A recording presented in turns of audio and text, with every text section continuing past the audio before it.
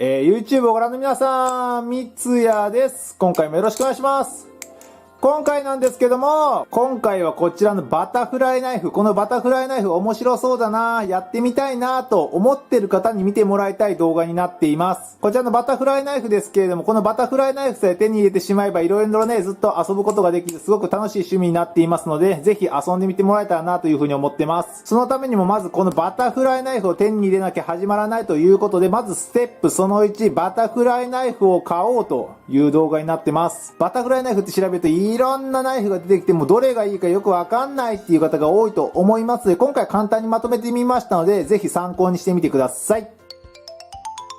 まずバタフライナイフにはこちらのような切れるし刺さる、いわゆる本物のナイフの刃がついているタイプのものと、こちらのような切れないし刺さらない、安全な練習用のタイプのトレーナーと呼ばれるもの、大きくこの2種類があります。まず最初に買いたいって始めたいと思っている方は圧倒的にこちらの練習用のトレーナーと呼ばれるものを購入することをお勧めします。もちろんこの刃がついているものの方がかっこいいよねっていう風に思う方が多いかと思うんですけど、最初技を練習する上ですごく失敗をします。その時にこの刃がついているものを使っているとね、手が怪我しちゃう可能性が高いので、そういう意味で言いますと、こちらのトレーナーを使って失敗したとしても怪我をすることはありませんので、安心して技の練習に専念できるという意味で、まず最初にこちらの刃がついているものとトレーナーどちら買ったらいいのって思ったら、間違いなくこちらのトレーナータイプ、切れないし刺さらない安全なトレーナータイプを購入するようにしてください。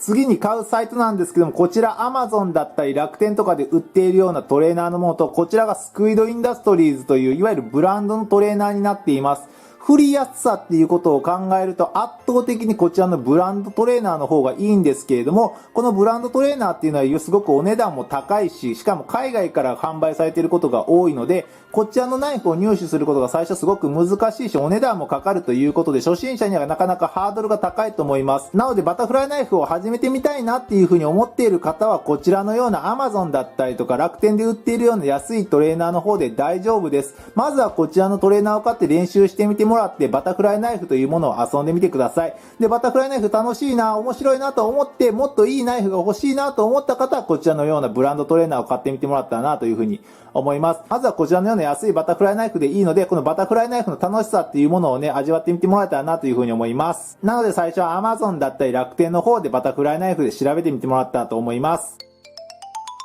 次におすすめしないバタフライトレーナー3選を紹介していきます。まずその1なんですけども、こちらのいわゆる湾曲タイプと自分が呼んでるんですけども、このようにハンドルがくにゃっと曲がっているタイプのものです。こちらの湾曲タイプのものはあまりおすすめしません。こちらの湾曲タイプはいわゆるカウンターストライク CSGO と呼ばれるゲームに登場してくるナイフをモチーフにしたトレーナーになっています。すごく見た目はかっこよくて好きな方がすごく多いかと思うんですけれども、フリップという面を考えると、バタフライナイフのハンドルがついている位置が違ったり、ハンドルそのものが曲がっているということもあって、技をやるにはすごく難しいです。ある程度慣れた方だったらこちらのナイフを使っても練習はできるかと思うんですけれども、最初初心者の方で技を覚えていこうという方にはとてもじゃないですけどおすすめはできません。2本目3本目としてかっこいいから1本欲しいなという風な意味で買うのは全然 OK だと思います。こちらの湾曲タイプは最初の1本にはちょっとおすすめできません。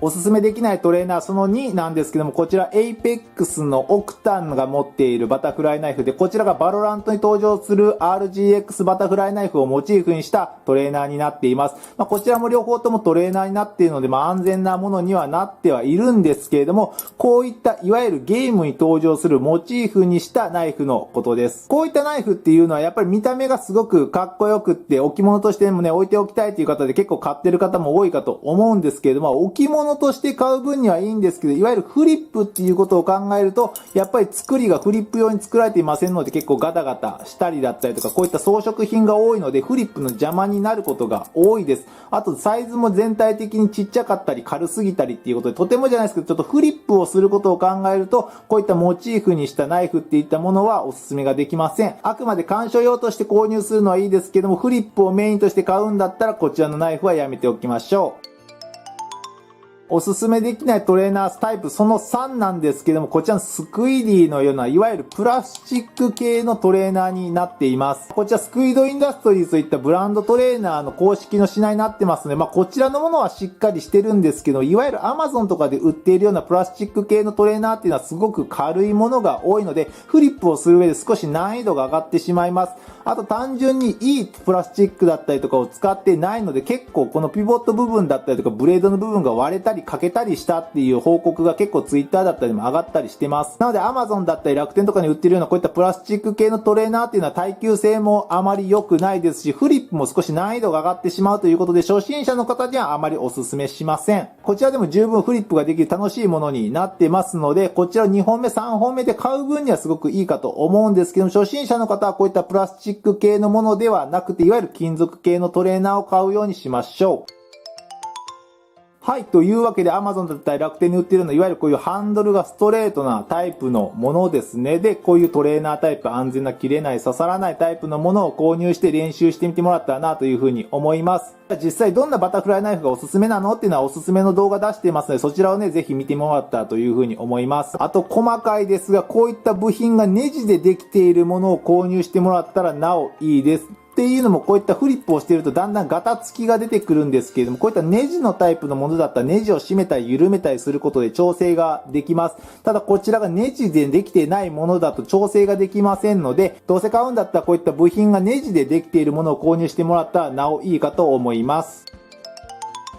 このバタフライトレーナーかっこいいし買おうかなと思っている方はちょっと待ってください。せっかくだったらこういったものも買っておいた方がいいというものを紹介しておきます。まず最初がこちらトルクスドライバーと呼ばれるものです。こういった先端が星型のものなんですけれども、先ほど見せたこちらのバタフライトレーナーがこのトルクスドライバーといったもので緩めたり締めたりすることができるようなものになっています。基本的には T6、T8、T10 の3種類が使われていますので、この3種類が入ったトルクスドライバーセットを購入するといいでしょう。もうすでに買っちゃったよっていう方はホームセンターにも売ってますので、ホームセンターで買っても良いと思います。ついでに買っておいた方がいいもの、その2ですけど、こちらのロックタイトというものです。このロックタイトって何と思うんですけども、こういった糊みたいなものになってるんですけれども、こういったスティック糊みたいな感じになってるんですけれども、こういったネジがですね、締めてもだんだん緩んできて外れたりよくしますっていうね、質問がよく来ます。その時にこういったネジの緩み防止剤のロックタイトといったものです。こちらをネジにつけて締めることで、ネジが緩むのを防止してくれます。たまーにネジがすごく緩いバタフライトレーナーもあったりするので、こちらのロックタイト買っておくとね、すごく便利なものになってます。こちらもホームセンターとかでも買えますので、もうすでにバタフライトレーナー買っちゃったよっていう方はですね、ホームセンターで買ってみてもらったらなというふうに思います。はい、いかがだったでしょうか。今回ですね、これからバタフライナイフ始めてみたいな、バタフライナイフ面白そうだなと思っている方向けの動画になっています。ステップその1はやっぱりまずこのバタフライナイフを買うところからですね、まずこのバタフライナイフを買ってね、このバタフライフリップといった遊びを楽しんでみてもらったらというふうに思います。次にステップ2としてこのバタフライナイフを買ったよ、手に入れたよっていう方がまずどれから練習したらいいのかわかんないっていう方が多いと思いますので、ステップ2としてまずは最初はこの技を練習しようといった動画もまた出そうと思いますのでね、それまでにまずこのバタフライナイフ、バタフライトレーナーですね、を手に入れて準備をしてみてもらったらなというふうに思いますね。はい、それじゃあですね、今回こんなところで終わろうと思います。ご視聴ありがとうございました。また次回よろしくお願いします。それでは、